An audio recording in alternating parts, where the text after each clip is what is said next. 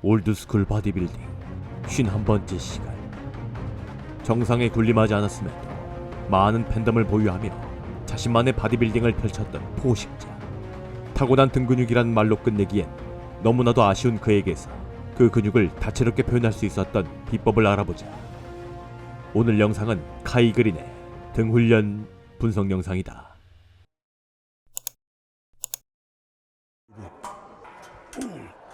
첫 훈련으로 풀업과 풀업의 보탬이 될 수 있는 딥스를 믹스해 훈련하는 두 사람.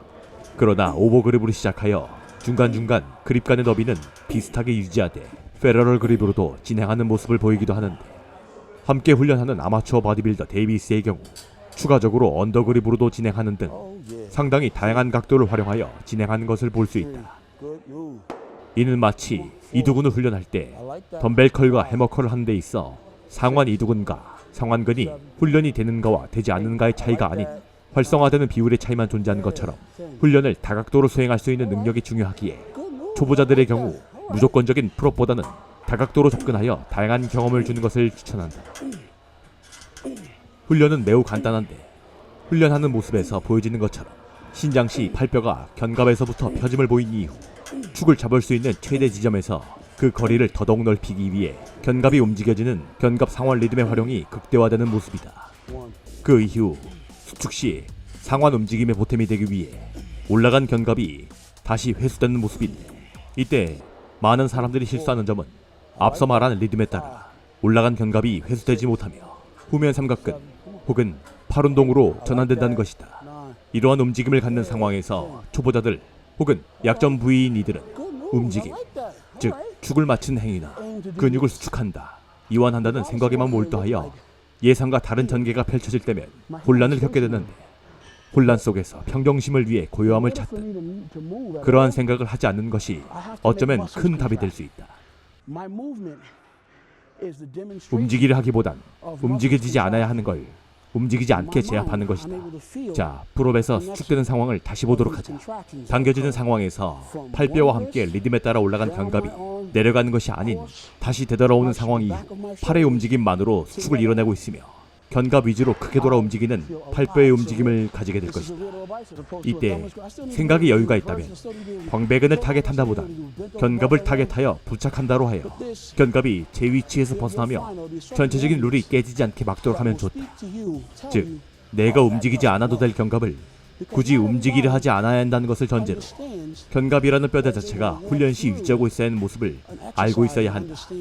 지난 영상들에서 간간히 이야기해왔던 견쇄, 흉쇄, 견흉과 같은 상체를 전반적으로 다룰 수 있는 관절들은 평균적으로 정상적이라 말할 수 있는 모습을 갖추며 태어나는데, 쇄골과 견갑은 수평에 가까운 형태를 가졌고 견갑은 쇄골과 조화를 이루며 반대적인 각도를 갖고 있으며 이러한 것들을 아우를 수 있게 척추는 커브를 갖고 있다. 이러한 룰을 대체로 깨는 행위로는 팔뼈의 내회전, 외회전으로 룰을 헝클어뜨리는 경우가 존재하기에, 즉 중량이나 횟수, 자극, 자세 등 다양한 생각보다 인체가 태어나며 만들어진 체형이나 룰을 어기려 하지 않는 선에서 행동하는 것이 큰 답이 될 것이다. 허나 누구나 다 정상적인 체형을 가지고 있다면 각자만의 스킬로 보여지진 않았을 터, 그렇기에 견갑과 쇄골의 수평에 가까운 모습이 깨져 있을 경우 이를 해결하기 위해 카이는 풀업 중 딥스 훈련을 추가로 진행하게 된다.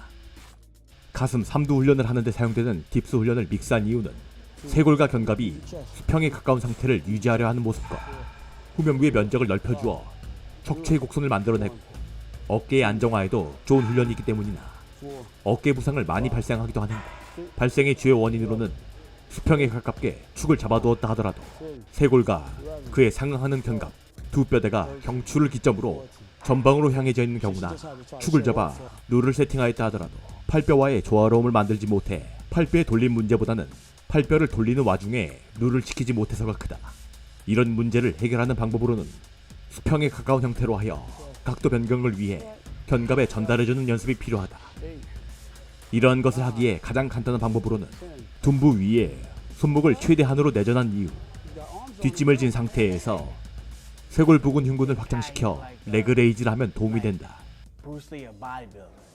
추가적으로 딥스 외에도 비슷하면서도 반대적인 측면을 가진 운동으로는 로우로우나 슈러그가 있다. 훈련의 방식으로는 쇄골 부근의 흉근을 최대 확장하고 그에 합당하도록 척추의 각을 견갑 하각에서부터 체크하여 넘겨 삼각까지 맞춰놓는 세팅을 깨지 않는 선에서 손목의 안쪽 부분 그리고 손가락 중에서도 중지 혹은 약지 이 세 부분의 수직점을 느껴 진행하도록 한다. 세 부분의 이유는 다음 파트 2에서 설명드리도록 하겠다. 이후 와이드 그립 벤트 오브 로우와 비하인드 풀다운을 슈퍼세트로 묶는다. 마치 카이 그립만의 특별한 방법으로 보일 수 있지만 이는 와이드 그립 케이블 로우와 다를 바 없다. 훈련의 방식은 크게 어렵지 않으나 자신이 생각하는 기준과 체형이 허용하는 기준과의 차이를 줄이는 것이 가장 중요하다. 훈련의 포지션은 데드리프트에서 허리 부상보다 햄스트링의 부상이 잦을 만큼 중요한 부분인 햄스트링을 활용할 수 있게 머리에서부터 힙과 햄스트링이 구분되는 고관절의 끝을 하나로 묶어 햄스트링의 신장만으로 벤토버 자세를 진행하도록 하며 이때 일시적으로 멈춰지는 두 구간 혹은 한 구간을 필히 적응해 두어야 한다.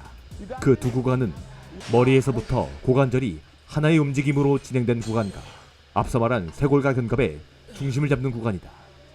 서 있는 상태에서 수평으로 잡은 중심을 벤토버 자세를 수행하기 위해 기울이는 동안 점차 수직에 가까운 형상을 취하게 되고 그 안에서 쇄골은 견갑을 향해 무게를 전달할 수 있는 구간을 벤토버 자세에서 찾게 된다. 허리의 말림까지 보여주는 데이비스의 경우에도 허리 기울임 없이 깔짝깔짝 당기는 로우와 같이 크게 허리 쪽에는 부담이 없을 수 있는데 이는 중량이 가벼운 곳도 있으나 앞서 말한 두 구간에서 상체에서 쇄골과 견갑에 축설정이 잡혔다는 것을 보여주고 있기 때문이다. 이러한 말림은 과거 8, 90년대 바디빌더들이 보여주었던 말린 상태에서 하는 로우 계열 모습에서 유추해 볼 수 있다. 이때 중요한 것은 팔뼈의 돌림이 앞서 정한 쇄골과 견갑의 룰을 깨지 않도록 회전량을 미세하게 조절하여야 한다. 그만큼 상체 훈련 시 어깨의 회전 근개와 같은 워밍업을 할 때 급하다는 이유만으로 휙휙 밴드를 잡아당기거나 빠르게만 할 것이 아닌 팔뼈를 어느 상황에서든지 움직이더라도 견갑이 섣불리 따라 움직여지지 않게 그 범위를 야금야금 늘리는 식으로 다가가야만 한다. 추가적으로 이러한 쇄골과 견갑의 룰 세팅으로 상체의 면적이 위아래로 넓어졌으므로 척추가 그 포지션에 맞춰 진행하면 좋다. 이후 묶음 운동으로 비하인드 풀다운을 진행한다. 비하인드라는 이름은 단지 머리 뒤에서 진행한다는 의미일 뿐 프론트 풀다운보다 조금 더 수직에 가깝게 훈련이 진행된다. 그러나 머리 뒤에서 진행하는 특성상 앞서 말한 룰 세팅에 쇄골에서 견갑으로 전달해주는 모습이 크게 보여져야 하는데 이때 나오는 실수로는 과하게 상체를 신전시키는 모습이나 견갑 자체를 직접적으로 모으려 하거나 광배근을 타겟한다는 이유로 누르는 모션이다. 견갑은 축을 세팅하는 부분 외에는 직접적으로 움직이지 않아야 하며 훈련을 진행시킬 수 있는 팔뼈의 회전을 함에도 그 축 세팅을 깨트리지 않게 그 위치를 고수하여 팔뼈가 견갑 주위를 도는 형상이 나타나도록 한다. 즉 비하인드 풀다운은 수평에 가까운 형태를 유지하는 상태에서 팔뼈의 회전만 체크해 주어도 자연스레 상체 넓어진 높이에서 척추의 커브가 만들어지고 견갑이 지면에 붙은 발처럼 안정감 있게 고정될 수 있게 되며 견갑은 그에 따라 글라이딩이 일어나며 스트레치가 일어날 때 척추 곡선에 따른 수평에 가까운 모습을 지속적으로 유지해줄 경우 수축 시 광배근을 타겟하여 누르지만 않는다면 미리 정한 세팅 룰이 깨지지 않으며 팔뼈가 척추 곡선을 타고 내려온 견갑을 크게 돌아 견갑을 향해 부착되는 모션으로 훈련이 진행된다. 마지막 훈련으로 덤벨을 이용하여 후면부의 마무리 레이즈와 리버스 팩덱 플라이를 진행한다. 이 역시 벤토보 기울기는 앞선 설명과 동일하게 쇄골과 견갑이 수직에 가까울 수 있는 모습인데 훈련을 하는 데 있어 얼마나 많은 중량을, 얼마나 많은 횟수로, 얼마나 멀리서 가까이 데려올 수 있는가도 중요하지만 그보다 더 중요한 것은 이러한 행위 자체가 중요한 것이 아닌 이러한 행동을 하는 데 있어 어떻게 안정성을 지속적으로 추구하는가이다. 쉽게 말해 운동에서 중요한 것은 하는 것보다 하지 말아야 하는 것을 하지 않는 것이 중요할 때도 있는 법이다. 그렇기에 항시 레슨 시 자신이 자신의 체형에 따른 텐션을 끝까지 컨트롤할 수 있는가를 중요하게 가르치는 것처럼 견갑 축에서부터 쏟아진 형상의 이 모습에서 간혹 텐션을 놓칠 수 있기에 이때는 끝과 끝 텐션을 유지할 수 있는 부분에서 후면 삼각근뿐 아닌 등상부 전체를 타깃하기 위하여 쇄골에서 견갑까지 전달하면서 동선을 크게 진행하되 견갑은 내가 직접적으로 하는 것이 아닌 간접적으로 움직인다는 것을 명심하여야 하고 그러한 기준을 해치지 않으며 팔뼈가 견갑을 위주로 크게 동선을 잡아주어야 한다. 리버스 팩덱 플라이의 경우 우리가 흔히 보는 앞으로 기울어진 모습을 보여준다.